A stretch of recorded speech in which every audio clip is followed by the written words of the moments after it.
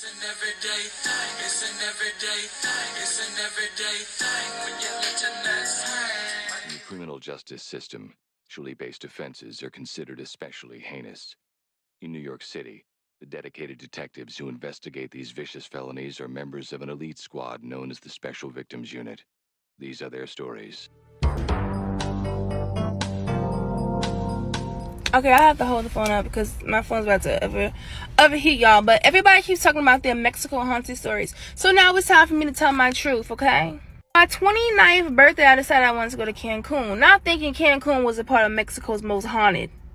I was clearly misled, but let's get into it. Found the perfect room. It was like a villa-style room. It had the beach, ocean in the background, trees. I wanted that room. So the other person in the video, we're going to call her Jay. As soon as we touch down off of the airplane, we get a WhatsApp message from the guest relations manager, whoever she was from the hotel, saying, do y'all want an upgrade? So we're like, of course, if it's gonna be better than this, give us the upgrade. So we get there, and the upgrade room was not it. It was tile floors, one small baby bed, two small windows with no view. I'm like, no, let's go downstairs. So we went downstairs, and we told her, give us the room that we booked. She said, oh, y'all sure y'all want that room? We're like, and she was like, oh, y'all sure y'all want that room? And I'm like, duh. But I'm thinking she said that because it was on the first floor, so it was a lot of foot traffic, but I wanted the room anyway. We get in there, beautiful room. I'm going to insert the pictures and videos maybe in the second part. Gorgeous. First crazy thing happened. We got 2 bottles of tequila from the airport. And so I sit on my bed, Jay sits on her bed. And I'm like, girl, we finna pop bottles. Pop, pop, pop. Next thing you know, one of the balloons just pop out of nowhere. Look at each other. We laugh. We play it off. We're like, okay, whatever. Balloons pop, right? The second incident, I was outside on the patio and she was inside. And she was on the phone and the door was closed. But I heard her screaming and yelling. And I'm like, why this girl already getting an attitude? And this is our freaking first day in Cancun. What's going on? I stayed outside because I didn't want to be nosy, but when she got off the phone, I went inside. I'm like, hey girl, are you okay? She looking at me like, are you okay? I'm like, yeah. I'm like, girl, I was just screaming and yelling. And she was like, she was super calm. She was like, I wasn't screaming or yelling. Like, are you drunk already? I'm like, girl, I know what I heard, but I'm like, you know what? Shh. Another incident was, I'm gonna get into the main one in the next story time. The third incident, y'all, let me get together, child. So at this particular hotel, I think you're supposed to you're supposed to tip the maids or whatever, the housekeepers, right? So the lady came to the door. She was like, do y'all want me to clean your room? We're like, no. And she closed the door. And so she was like, Jay went and hurried up and grabbed some money out of the safe, which is right by the door. And so then she turned around, opened the door to give a lady the tip. The lady is gone. Okay, she's gone.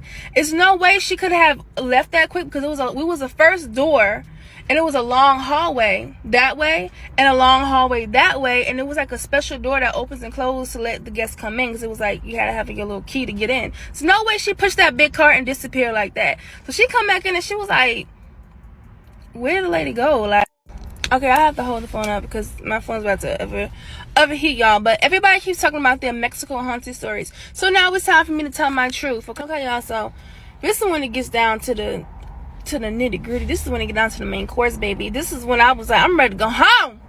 But my birthday, I'm ready to home. Okay.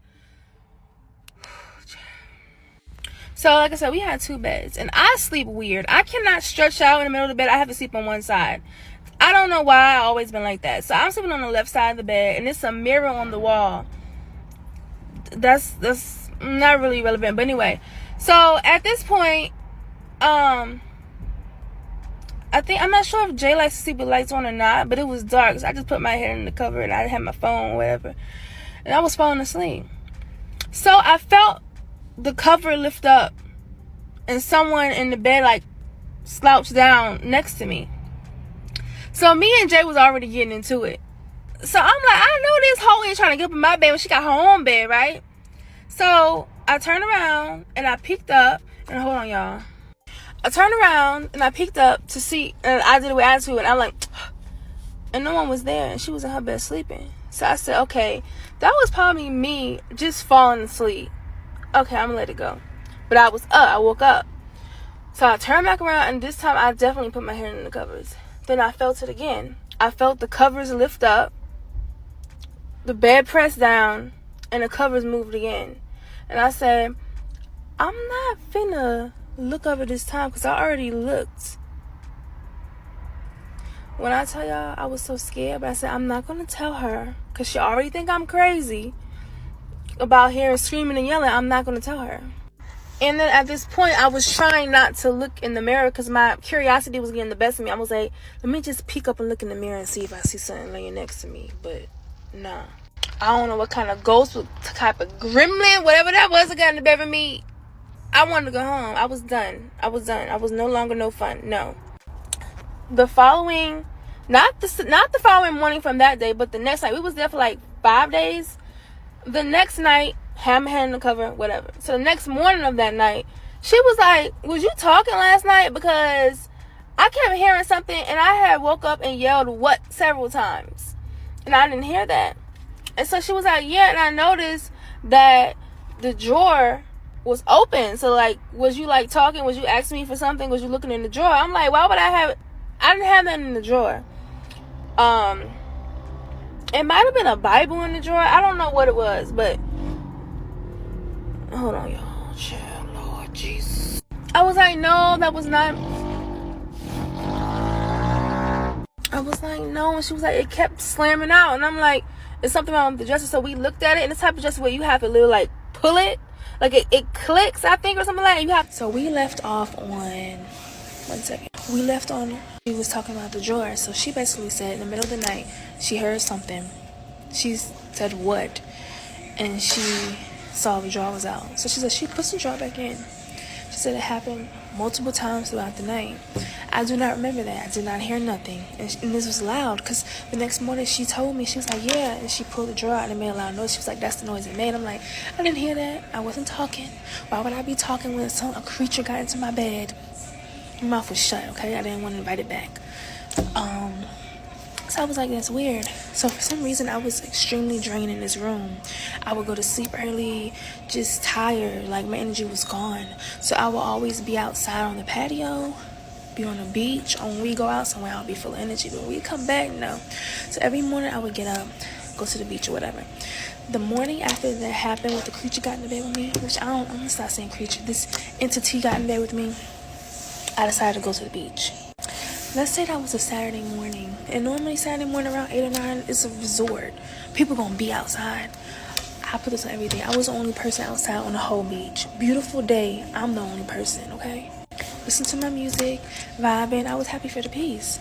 So I decided I want to go on YouTube, right? This whole entire trip, I did not look up anything about Mexico on YouTube. I was in travel groups on Facebook, but nothing on YouTube. I opened up YouTube. The first video said the weeping woman of Mexico, which is like a haunted lady that haunts different parts of Mexico. And I'm like, why in the world is this popping up now? Like, I put it on everything. Like, it was so freaking weird. Then somebody told me to look over to my left, and it was this bird. This bird was sitting on something they had out there. I can't tell you what kind of bird. I don't want to lie. I forgot what kind of bird it is because I don't know about birds. But it was this bird. It wasn't making no noise. It was just sitting there. And I'm like, what's going on? If y'all want another part about the little small things that I just really didn't too much want to mention, like energy off, things falling, whatever. But to make a long story short, me and her sat down, we talked about it, we agreed something is up with this room. The lady did not want us to get the room in the first place, but we wanted it. We should have listened, because there's a reason why she kept asking us that. Yeah, we agreed to this, honey. I'm not going back to Mexico. She was like, she's not going back to Mexico. I don't understand why. I don't understand why this stuff is going on. And to be honest with you, I don't remember seeing anybody on the first level, period, because it was only like so many rooms on the first level, because it was like the villa style room. What to do, everyday people, man? It's your boy PJ. Today we back with another lit video, back in the confessional. Yes, we staying lit, big dog, man. Shout out to my everyday people who rock with me every day. Shout out to my player partner, Lucky Wizard Deals. He keeps it lit. Like, comment, and subscribe to this video if you love it, which you probably will. Okay. Real Red Smooches. She had a few shots before the first 2 takes, and you know, she got it under control. Luckily, she was at work and she couldn't have a shot, and she got that third story out there. But I looked up weeping woman of Mexico. And it says, also known as the weeping woman or La Llorona, La Llorona, whatever. Don't judge me. How do you say butterfly in the sky in Spanish? Butterfly in the sky. Look at that. Is a popular figure in the Mexican folklore. She's a spectral woman who wanders near bodies of water, crying and searching for her drowned children. The legend is often told to children to keep them away from rivers and lakes, especially at night. Okay, yeah. So anyway, they was by the beach, but you know, it is what it is. It could be her, it could not be her. But anyway, it was the hotel room was definitely haunted. I wish she would have said the hotel room or the place, because then that would help us narrow it down to that exact hotel. You know what I'm saying? To see if anybody else had any weird stories about the hotel. But anyway, Red, aka Big Mama, is officially a part of the BFF. Okay, that is the big, fine and fluffy. Okay, the eyes are beautiful. The lips are scrumptious. Okay, look at that beautiful lady. Nice voice. Shout out to Red, aka Big Mama. Y'all check out Real Red Smooches for more of her content. She look like she posts every day. So, you know, she out here lit in these streets. Oh, she got some more videos about, she did some other crazy stuff. But anyway, she do got a lot of liquor in her videos. She do got a lot of which explains the first two. That is funny. Girl, man, stop drinking, especially on TikTok. But anyway, I don't have any crazy wild Mexico stories, but I do have a story back from when we was kids and we saw Frankenstein. And I swear to you, y'all be like, it wasn't Frankenstein. It was. Bro had a tail, everything. And then he was so tall that when he walked in somebody's backyard, in my grandma's neighborhood, you know, they got the little metal fences, like the, you know, the chain link fences. Well, they not high at all. Like, you can go through the whole neighborhood. Well, nowadays, most people have wooden fences up, but back when we were younger, everybody had like the same metal pole fence, chain link fence all around their yard or whatever. So when you ride by, you can see right through everybody's neighborhood, backyard. Now, people got wooden fences up. So, you know, those chain link fences only go about 3 feet tall, maybe a little bit taller, which was a baller. But this Frankenstein walked through the guy's backyard. He just stepped over easily, like it wasn't nothing. Dude had to be like 8 feet, 9 feet tall. Mind you, I was little. He was probably twice my size. What happened was, it was Halloween, and we was out trick-or-treating. And this is why nobody kind of believes the story, because people do crazy stuff on Halloween, but no. So it was Halloween, it was me and several of my cousins. And my cousins, who are about 3 or 4 years younger than me, they were small children. So they freaked out. Well, we was already young, but they were younger. And I had an older cousin who was about 4 or 5 years older than me. We see this long tail, like, whipping. But we didn't know what it was. My cousin, who, rest his soul, was crazy than a mug, okay? He went and grabbed the tail. Cause like when you walking through the neighborhood, mind you, Wildwood is middle class America. Everybody is a lot of black folks, few white folks, cause this house, it was a white guy. But it's on the east side of Oklahoma City. A long driveways, big yards. So we just run through the yards. We don't even go through the driveway. If you go through the driveway, you wouldn't make it past the first street because the driveways are so long and the yards are so big.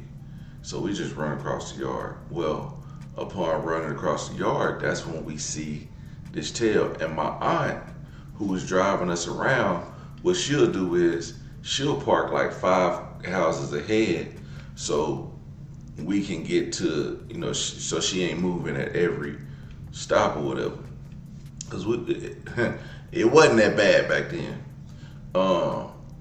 But she, so we was running and we seen the dude's tail. Like everybody stopped and was like, what is that? And it was a big old, it was a big old tail. And it had like a bush at the end. Like it was her at the end. But it was a long tail. My cousin grabbed it and it whipped out his hand. And my cousin was about maybe 14, 15.